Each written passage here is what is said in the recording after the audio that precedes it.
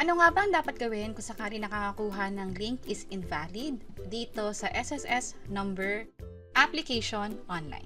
By the way, kung first time mo sa channel na to and gusto mo pa ng mga online tutorial videos katulad nito, please click the subscribe button. Kung sakaling nag-register ka or nag-apply ka ng SSS number online, hihingan ka ng mga information na katulad nito. Yung complete name mo, yung date of birth, maging yung email address. At kapag nakompleto mo na lahat ng information na to, katulad nito, na-provide na yung complete details, pwede na mag-proceed pag chinek itong verification code at sinubmit itong application.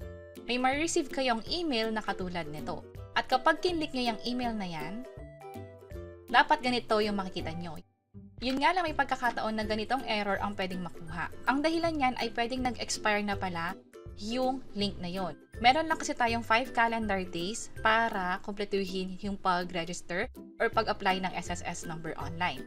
At kung sakaling nagawa nyo nga siya within the calendar days, halimbawa 5 days at nagkakaroon pa rin ng error message dito, mas maganda na ulitin nyo na lang yung pag-apply online.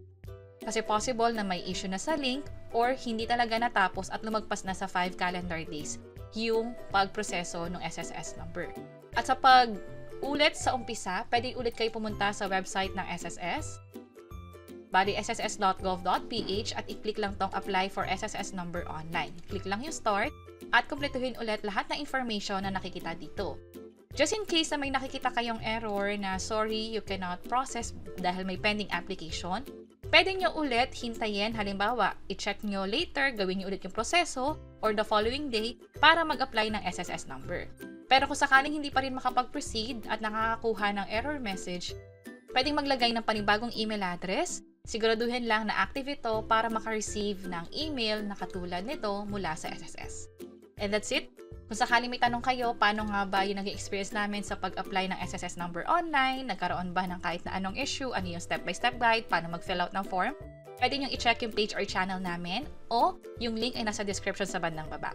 Sana makatulong and see you sa mga next videos. Bye-bye!